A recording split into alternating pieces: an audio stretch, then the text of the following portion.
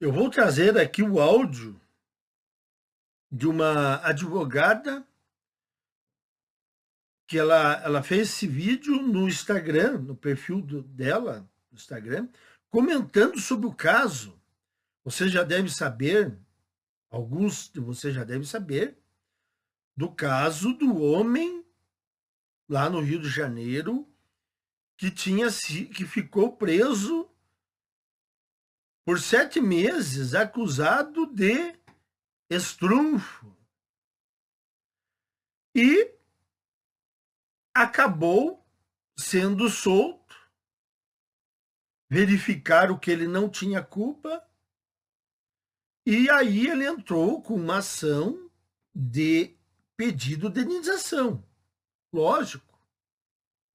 Mas a justiça não acatou a indenização para ele.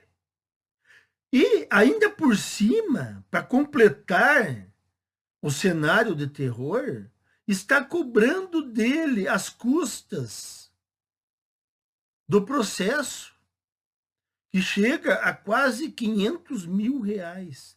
Quer dizer, não basta terminar com a vida do cara. Tem que jogá-lo na mendicância. Tem que jogá-lo na indigência. E essa advogada aqui, Rose Girardi, ela fez um vídeo aqui traçando um panorama certinho, completo. Porém, meus caros, acontece com ela a mesma coisa que acontece com outros indivíduos, outras pessoas desse meio que ousam analisar esses erros. Principalmente advogados. Eles cometem um erro.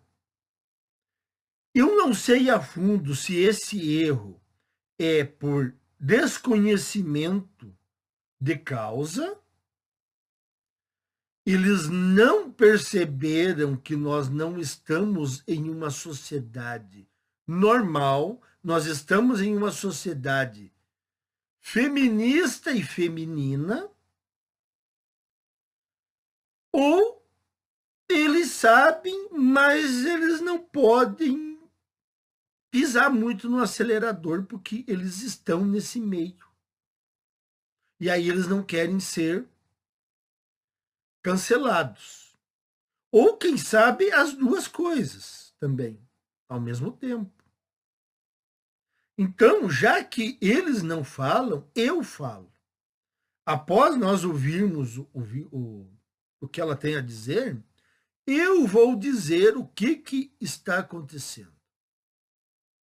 Vamos lá. Vocês viram essa matéria? Homem é preso injustamente, pede indenização e é condenado a pagar 479 mil reais ao Estado do Rio de Janeiro. Hoje eu quero que você escute com atenção, não só como uma curiosidade jurídica, mas como um espelho do que o nosso sistema de justiça é capaz de produzir. Em 2013, o dentista André Luiz foi apontado como estuprador em série na Baixada Fluminense. Foi preso preventivamente, algemado, exposto à imprensa, tratado como culpado antes de qualquer sentença. Passou 210 dias atrás das grades, boa parte em isolamento. Perdeu o emprego, a paz e a reputação. Anos depois, a verdade veio à tona. Exames de DNA, câmeras de segurança, depoimentos e álibis comprovaram que André não era o autor dos crimes. O Ministério Público pediu a sua soltura. Ele foi absolvido, inocente. Diante disso, o que qualquer pessoa esperaria? Reparação, reconhecimento do erro. Um gesto institucional mínimo de responsabilidade. Mas não foi isso que aconteceu. André ingressou com ação de indenização contra o Estado. O caso chegou no STJ e o pedido foi negado. A justificativa: como a prisão foi preventiva e não houve condenação final, não se configuraria o chamado erro judiciário indenizável. E veio o golpe final. Por ter perdido a ação, André e sua família foram condenados a pagar quase R$ 479 mil em custas e honorários ao mesmo Estado que o prendeu injustamente. Um inocente que prova a sua própria inocência e termina devendo R$ 500 mil ao poder público. Este é o paradoxo que expõe a distância entre a promessa constitucional de dignidade humana e a realidade de quem cai nas engrenagens do sistema penal brasileiro. O caso agora está na Comissão Interamericana de Direitos Humanos, expondo ao mundo não só a falha da prisão, mas a ausência de reparação. Esse episódio nos obriga a refletir qual é o compromisso real do Brasil com a dignidade humana, a presunção de inocência e a proteção dos seus cidadãos diante do poder punitivo estatal. Dê a sua opinião sobre este caso.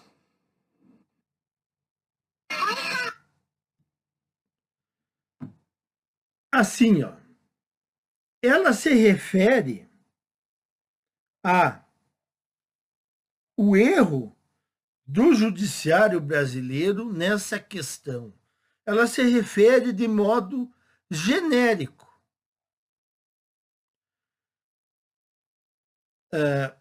Não especificando sexo, ideologia. Não. Um erro grotesco do sistema judicial brasileiro. Só que isso vai além. Não é simplesmente um erro judicial, nesse caso. Este é um erro que escancara a sociedade feminista e feminina em que nós vivemos. Não podemos analisar isso sob o aspecto técnico, sobre as falhas do sistema judiciário. Não, nós temos que ir além. Isso é o resultado de uma sociedade voltada para privilegiar mulheres. E não só isso. Além de privilegiar mulheres, é um sistema que é anti-homem. Então, vocês vejam, existe diferença nisso. Existe diferença entre você só privilegiar mulheres e entre você privilegiar mulheres e fazer coisas que são anti-homem. Então, o nosso caso é que acontecem as duas coisas. Privilegia-se as mulheres e se prejudica os homens. Porque eu pergunto para vocês, por muito, mas muito menos, mas por um cisco do que aconteceu com esse homem, se acontece com uma mulher, eu pergunto para vocês, sinceramente, vocês que estão me acompanhando há muito tempo, o que a justiça teria decidido? A justiça não teria dado ganho de causa para a mulher se ela tivesse sido presa injustamente? Me digam, sejam sinceros, pensem com calma. Essa mulher não teria ganhado uma indenização? Teria. Teria ganhado uma indenização. Por muito menos, elas ganham uma indenização. Agora, por que ele, nesse caso, a vítima não ganhou uma indenização? Porque é o homem. E o homem, para a sociedade feminista, e a sociedade feminista engloba tudo, né? instituições, legislativo, executivo, judiciário, sociedade em geral. A figura do homem para uma sociedade feminista, ela não tem valor. Ela pode ser queimada, ela pode ser fritada, ela pode ser jogada na sarjeta, no cordão. Não tem importância. Então a advogada, ela relatou certinho o problema. Mas aí no final, a conclusão, ela não deu a conclusão certa do caso. Ela disse que isso seria algo das próprias instituições que falham aqui no Brasil. Aquele papo, sabe, de que o Brasil está falhando em fazer seus julgamentos e tal. Tá, tudo bem, isso ocorre também. Mas nesse caso aqui, a maior explicação que tem é porque ele era homem. Então ele foi acusado de um crime que muitos homens estão sendo acusados, foi inocentado e aí fica por isso mesmo. O homem não representa uma importância hoje em dia. Na sociedade feminista, o homem não é importante. Então é por isso que eu tenho que estar aqui para falar coisas que uma advogada e um advogado não vão poder falar. Eu posso falar isso aí. Se fosse uma mulher, teria ganhado uma indenização. Em primeiro lugar, uma mulher nem teria sido presa. A mulher, ela quita um homem e nem presa ela vai. Mas se ela fosse presa injustamente, ela ganharia uma indenização com certeza. Nesse caso, o judiciário não teria cometido falhas. Então, era isso que eu queria explicar para vocês. Quando me mandaram esse vídeo, eu assisti e no final eu vi que ela não tinha ido na razão principal desse caso ter acontecido, desse homem não ter recebido a indenização. Aí eu pensei, não, eu vou fazer um vídeo e aí eu vou explicar por que esse homem não ganhou a indenização. Porque ele é homem. E nós estamos em uma sociedade feminista e feminina. Está aí. Por quanto tempo ainda vão negar isso? Não sei. Há pessoas que estão criando coragem. Mas ainda tem muita gente com medo. Mas é bom que isso está sendo discutido.